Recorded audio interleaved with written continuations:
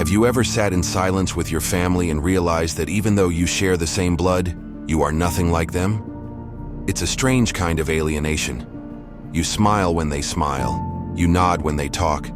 You laugh at the jokes that aren't funny, but deep inside you know the truth. You don't belong here. You were never allowed to. They call you different, dramatic, rebellious, or cold. They whisper about you when you leave the room. And sometimes, they don't whisper at all. They say it straight to your face. You're the black sheep, the outsider, the one who will never measure up to whatever image they had in mind when they dreamed of the perfect family. This role begins long before you can understand it. Sometimes it starts in childhood, with subtle favoritism, with comparisons that slice like glass. One child is praised for obedience, another is adored for achievements, but you, the one who dared to question, the one who didn't follow the script, you're labeled as the problem. It's not because you were broken, it's because you saw what they couldn't bear to face. You noticed the cracks in the walls they built. You felt the tension they all denied. And instead of applauding your awareness, they condemned you for it. The psychology of this runs deeper than people like to admit. Families are systems, and systems crave balance. But balance doesn't always mean health. A family can be drowning in dysfunction, but as long as everyone plays their assigned role, the system survives. The golden child carries the pride. The scapegoat absorbs the shame. The caretaker tends to wounds they didn't cause. And then there's you, the black sheep, the one who doesn't fit, who doesn't play along, who forces the system to look at its reflection. Your very presence threatens the illusion, and so you're exiled within your own bloodline. It begins with words. Why can't you be more like your sister? You're always making things difficult. You're too sensitive. You think you know everything. These comments aren't random. They are weapons, carefully or carelessly thrown, that carve into your self-image. Children believe what they're told. You absorb their judgment until it becomes your own. You don't just feel rejected by them, you begin to reject yourself. And that rejection seeps into everything. You second-guess your choices. You sabotage your successes. You settle for less than you deserve because some part of you still believes you are less. That's the dark truth about being the black sheep. It is not just about how your family treats you. It is about how their treatment rewires your brain. Shame becomes the foundation of your identity. And shame is corrosive. It eats at the core of who you are, convincing you that no matter what you achieve, no matter how hard you try, you will never be enough. But here's where psychology cuts deeper. The role of the black sheep is rarely accidental. Families project. The parts of themselves they cannot accept, they unload onto you. A parent ashamed of their own failures may call you a disappointment. A sibling insecure about their path may mock yours. They can't face their own demons, so they hand them to you like an inheritance. You become the container of their unresolved shame. And because you were a child, you didn't have the strength to say, "This doesn't belong to me." So you carried it. You wore it like a second skin. This is why the black sheep often grows up feeling like a stranger, not just to their family, but to themselves. You've been made into something that isn't you. A scapegoat, a symbol, a warning sign. The family needs you to be wrong so they can feel right. They need you to be lost so they can pretend they are found. And so they exile you emotionally, sometimes physically, but always symbolically. You become the outsider in your own home. The pain of this runs deeper than most people realize. It's not just loneliness, it's betrayal. Because family is supposed to be safety. They're supposed to be the ones who know you better than anyone, who love you unconditionally. But for the black sheep, family becomes the place where you are least understood, least valued, least safe. That betrayal scars. It plants doubts that don't fade easily. You ask yourself, if my own blood couldn't love me, who will?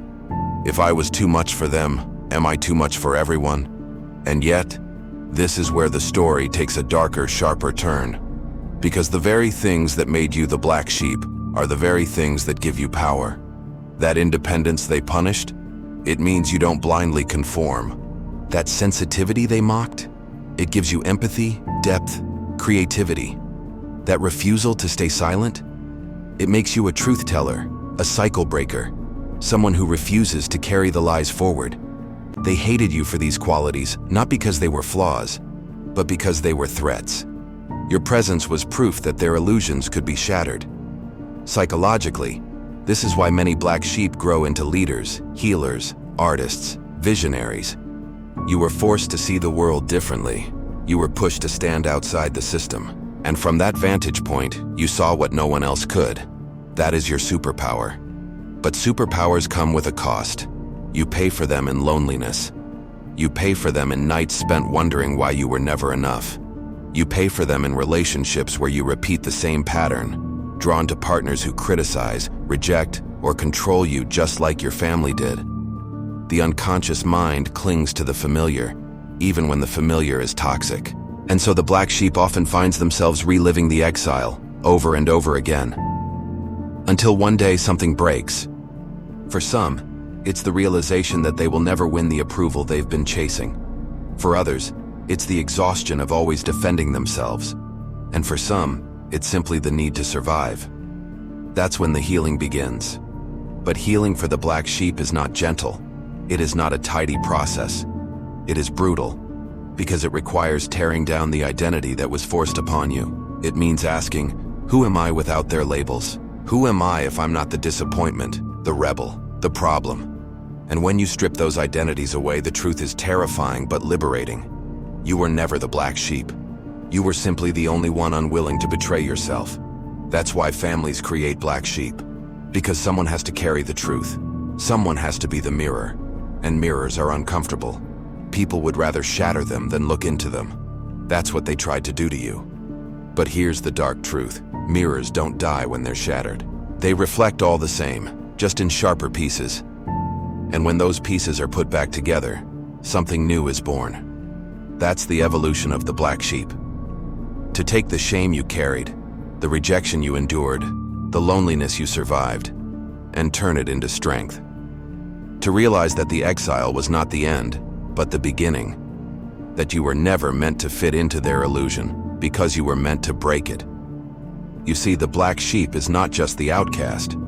The black sheep is the cycle breaker, the one who dares to live differently, who says, this ends with me.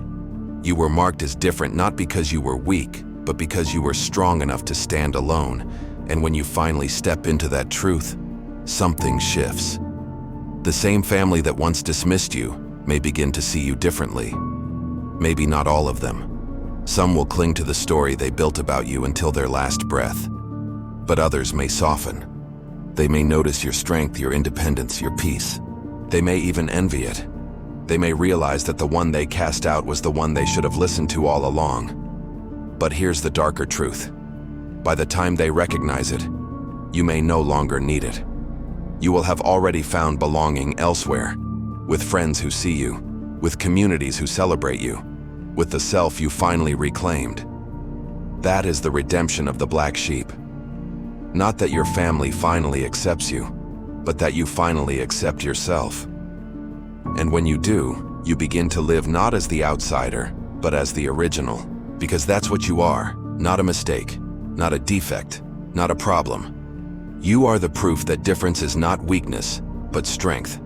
You are the evidence that exile can become evolution. You are the black sheep, and the black sheep is the one who breaks the cycle, the one who rises, the one who turns rejection into power. You weren't born the black sheep. You were forged into it. The role doesn't emerge from thin air. It's sculpted through omission, through silence, through glances that linger a beat too long when you enter the room, through memories you're not allowed to speak of, through truths that sit just beneath the surface, twitching like a muscle trying not to flinch. Sometimes all it takes is being the child who asks, why? Why is dad angry all the time? Why does mom cry in the bathroom? Why does no one talk about what happened last summer? In a system built on denial, truth is a threat. And if you're the one who sees it, names it, or even just feels it, you become the enemy. Not because you're wrong, but because you're right. And rightness is radioactive in a house that survives by pretending. The family doesn't consciously decide to exile you. That would be too clean. Instead, it's a slow erosion of intimacy. Conversations grow shorter. Praise becomes rare. Your concerns are minimized. You're overreacting. You're too sensitive. It's not a big deal. It becomes impossible to tell the difference between emotional neglect and psychological warfare. Eventually, it doesn't matter. The effect is the same. Your nervous system adapts. Hypervigilance becomes your default. You learn to read micro-expressions like survival cues. A sigh means danger. A shift in tone means punishment is coming. You become fluent in everyone's emotional weather, but your own. Because tuning into yourself never kept you safe. Tuning into them did. And this adaptation, while protective, is misunderstood. They see you as paranoid, anxious, difficult. But it's not dysfunction. It's survival intelligence. It's your body's way of scanning a battlefield, even if the war is dressed in polite dinner table conversations. The black sheep often isn't the weakest one. They're the most awake. But that awakening comes at a cost. By the time adolescence arrives, the labels harden. Now you're the rebel, the disappointment, the weird one. If you internalize the shame, you might play the role perfectly. If you rejected it, you might become exactly what they accused you of. It's a paradox. Behave like the scapegoat, and you prove their point. Refuse the role, and you intensify their resentment. This is the psychological bind that traps the black sheep. You're punished for being who you are, and also punished for trying to change it. You're damned if you rebel and damned if you perform, because performance isn't rewarded, it's exploited. If you succeed, they claim your success as proof they raised you right. If you fail, they hold it up as validation of the story they wrote about you in childhood. They never had to say it outright. The labels were coded in behavior: who they hugged longer, who they defended when tensions rose, who they forgave instantly, and who they never let forget. Favoritism doesn't need to be declared to be felt. The black sheep always knows. And that knowledge, especially unspoken, feels like madness. That's where the deeper damage happens, not just in how they treated you, but in how they made you doubt your own reality. You start questioning your memory, your feelings, your instincts. You begin to gaslight yourself. Maybe I am dramatic. Maybe I was the problem. Maybe I really did deserve it. But no child deserves exile from their own family. No child should be trained to believe that love is conditional. No child should have to decode affection like a puzzle they're not smart enough to solve. This is how the black sheep is created, not in one event but in 1,000 small ruptures. Not in loud explosions but in quiet, consistent corrosion. And the scariest part? Most families don't even realize they're doing it. Or worse, they do and they justify it. They say, "We just want what's best for you." But what they mean is, "We want you to be easier to love." They say, "You make everything about yourself." But what they mean is, "Your pain makes us uncomfortable." They say, "You're always looking for a fight." But what they mean is, "Stop noticing things we can't hide." And so, you stop. You stop sharing. You stop asking. You stop needing. Because neediness in a black sheep is dangerous. It gets twisted into manipulation, weaponized against you, so you shrink. You disappear inside your own body. You become invisible in the one place where visibility should have been your birthright. That's the psychological betrayal that leaves a scar.